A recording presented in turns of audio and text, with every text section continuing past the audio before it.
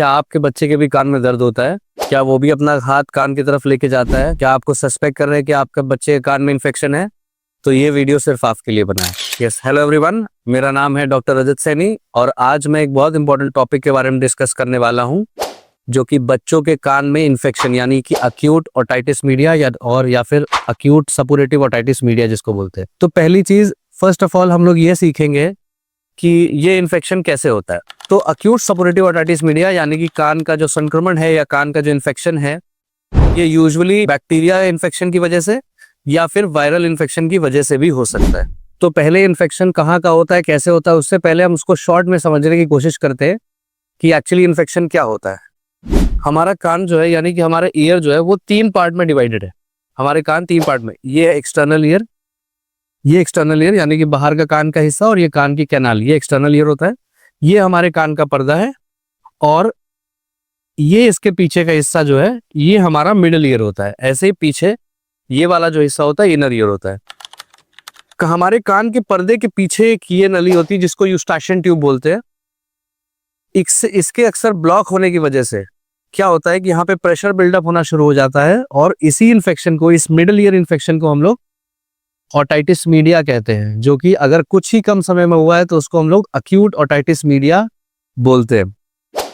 यूस्टाशियन tube की detail में नहीं जाऊंगा, इससे रिलेटेड हमने एक और नया वीडियो बनाएंगे जिसमें हम यूस्टाशियन ट्यूब के बारे में आपको बताएंगे डिटेल में। लेकिन बस हमें यह समझना जरूरी है कि हमारा कान जो है वो गले और नाक से जुड़ा होता है with the help of this eustachian tube. ये यूस्टाशियन ट्यूब हमारे कान को नाक और गले से जोड़ती है। तो कोई भी इन्फेक्शन जो हमारे गले में आ रहा है या हमें सर्दी जुकाम हो रहा है, उससे वो इन्फेक्शन असेंड करके कान में आ सकता है और हमें कान में दर्द या कान में इन्फेक्शन हो सकता है। अब ये इन्फेक्शन बच्चों में ही क्यों ज्यादा होता है? ये अक्सर सवाल हमसे पेरेंट्स पूछते हैं कि बच्चों में ही क्यों इन्फेक्शन ज्यादा होता है, अडल्ट्स में क्यों नहीं होता है? क्योंकि इसी यूस्टाशियन ट्यूब की लेंथ जो है वो बच्चों में छोटी होती है और थोड़ी ज्यादा हॉरिजॉन्टल होती है। इसकी लेंथ छोटी होने की वजह से बच्चों में ये इन्फेक्शन ज्यादा तौर पर मिलता है। अब इस बीमारी के लक्षण क्या है, यानी कि हमें इसके सिम्टम्स क्या है? तो सबसे इंपॉर्टेंट सिम्टम है कि कान में दर्द होगा, मरीज के कान में या बच्चे के कान में दर्द होगा। साथ साथ उसको सुनने में भी तकलीफ होगी यानी कि हेयरिंग लॉस होगा। साथ ही साथ बच्चे को बुखार हो सकता है या इवन अडल्ट्स को बुखार रहेगा। कुछ सीवियर केसेस में कान से मवाद भी बह सकता है अगर ये सही टाइम पे डॉक्टर को दिखा के रिजॉल्व नहीं किया। कभी कभी बच्चे इरिटेबल होते हैं, रात में सोने में दिक्कत भी हो सकती है बच्चों को। अगर बच्चा बहुत छोटा है तो अक्सर आप देखेंगे कि वो कान में हाथ लगाकर ही बता पाएगा आपको। अगर बच्चा कान में हाथ लगा रहा है और वो रो रहा है तो भी उसको अक्यूट ओटाइटिस मीडिया हो सकता है। अगला सवाल जो हमारे पास आता है कि इसके कारण क्या है, क्यों ये इन्फेक्शन होता है? तो जैसे कि मैंने आपको बताया, इसके कई सारे कारण हैं। सबसे पहला कारण एलर्जी हो सकता है, इन्फेक्शन की वजह से हो सकता है, साइनस का प्रॉब्लम की वजह से हो सकता है। कोई भी प्रॉब्लम जो हमारे गले में है या नाक में है उससे असेंड करके यूस्टाशियन ट्यूब के थ्रू वो इन्फेक्शन हमारे कान में आ सकता है। अब हम पढ़ेंगे या जानेंगे कि हमें इस केस में क्या करना है, क्या नहीं करना और क्या प्रिवेंशन हमें फॉलो करने हैं ताकि हम इस इन्फेक्शन को अवॉइड कर सके यानी प्रिवेंट कर सके। तो पहला द फॉरमोस्ट चीज है कि अगर बच्चा ऑलरेडी आपको कान में दर्द बता रहा है तो द फर्स्ट थिंग, जो पहली चीज आपको करनी है वो ये है कि आपको जाके स्पेशलिस्ट को कंसल्ट करना है। स्पेशलिस्ट क्या करेगा? सबसे पहले वो एक एंडोस्कोप या एक ओटोस्कोप से आपके बच्चे के कान को देखेगा और अगर उस कान के पर्दे के पीछे वो पस दिखेगा या फ्लूइड जैसा दिखेगा तो वो आपको बताएंगे कि आपके कान में ऑलरेडी इन्फेक्शन हो चुका है और आपको क्या क्या प्रिकॉशंस फॉलो करने हैं। तो अब हम बात करते हैं कि क्या क्या प्रिकॉशंस फॉलो करने हैं, या अगर आपको ओटाइटिस मीडिया है तो भी आपको किन चीज़ों का ख्याल रखना है। तो सबसे पहले सर्दी जुकाम होने पर हम लोग हर पेशेंट को एडवाइस करते हैं कि आप स्टीम लो। तो सबसे पहली चीज़ आपको गर्म पानी की भाप लेनी है। दूसरी चीज़ आपको और क्या करना है, अगर आपको प्रिवेंट करना है या आपको ओटाइटिस मीडिया हो गया है, अक्यूट ओटाइटिस मीडिया, स्पेशली बच्चों में हम लोग एडवाइस करते हैं मदर्स को कि बच्चों को लेट करके दूध नहीं पिलाए।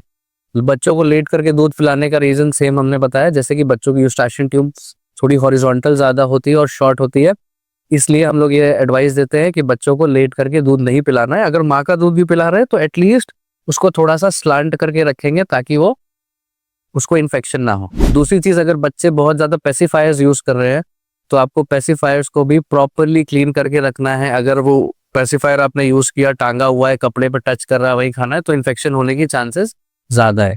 स्पेशली छोटे बच्चों में अगर पेरेंट्स उसको खिला रहे हैं या कोई खिला रहा है तो वी मेक श्योर कि उसको छूने से पहले हम लोग अपने हैंड वॉश प्रॉपरली करें, स्पेशली अगर बच्चा ज्यादा छोटा है। दूसरी चीज, थोड़े से बड़े बच्चों में हमें उनको रोकना है। We have to tell them, बताना है उनको कि ठंडा पानी, कोल्ड ड्रिंक, आइसक्रीम, ठंडी चीजों से जितना हो सके बच के रहना है, स्पेशली सर्दी जुकाम हुआ है। और अगर आपके डॉक्टर ने आपको बोल दिया है कि आपको एक्यूट ओटाइटिस मीडिया है, तब तो आपको बिल्कुल भी इन सब चीजों से एकदम बच्चे को दूर रखना है और उसको हो जितना ज्यादा हो सके स्टीम।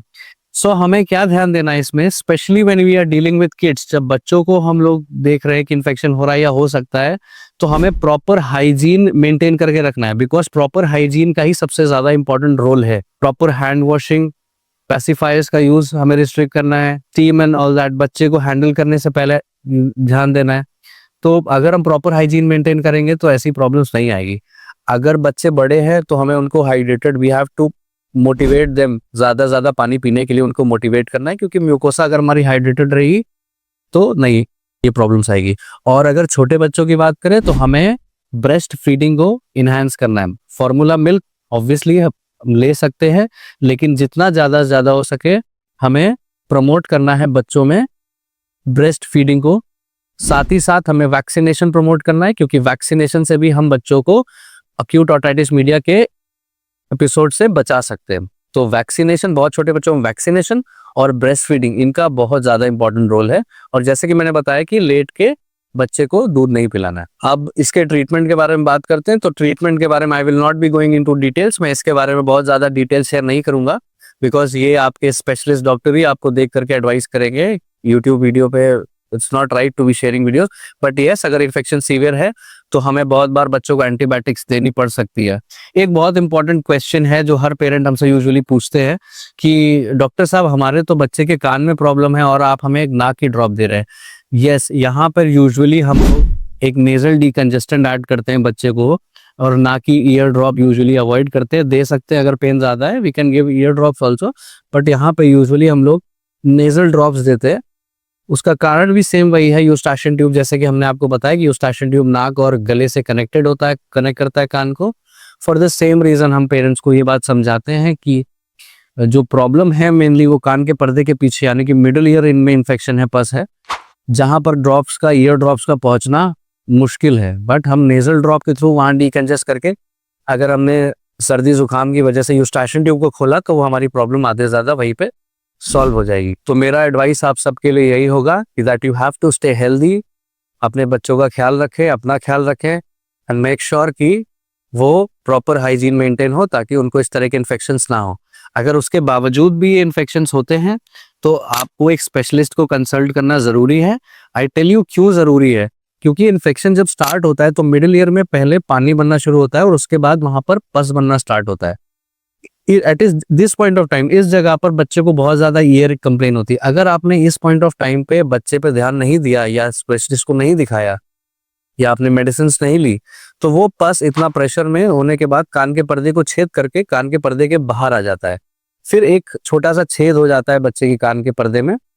बहुत सारे केसेस में वो अपने आप खुद ब खुद हील हो जाता है, लेकिन बहुत सारे केसेस में वो नहीं भी हील होता है। हमें उस केस में आगे जाकर कभी कभी उसमें हमें ऑपरेशन भी करना पड़ सकता है। तो अगर आप इन सब चीजों को अवॉइड करना चाहते हैं, वी ऑल से prevention is better than cure, तो अगर उसको प्रिवेंट करना चाहते हैं तो एज सून एज आपका बच्चा कंप्लेन करेगा ईयर की, you have to consult an ENT specialist, अगर आप प्रिकॉशंस ऑलरेडी ले चुके हैं। तो the moral of this video was, हम सबको आपको एजुकेट करने के लिए, ताकि आप इंपॉर्टेंस ऑफ ईयर, एक कान के दर्द का इंपॉर्टेंस समझे बच्चों में, और कब इन्फेक्शन हो सकता है कब नहीं, ताकि जितना जल्दी हो सके हम उसको प्रॉब्लम को अटेंड कर सके, और स्पेशलिस्ट की नीड हो तो उनको दिखा करके दवा स्टार्ट करके हम कॉम्प्लिकेशंस को बचा ले। क्योंकि कभी कभी बहुत सीवियर केसेस में ये इन्फेक्शन आपके कान के पर्दे से लेकर के ऊपर स्प्रेड कर सकता है। कभी कभी बहरापन से लेकर के आपको लाइफ थ्रेटनिंग भी हो सकता है, आपके बच्चे के लिए जानलेवा भी हो सकता है।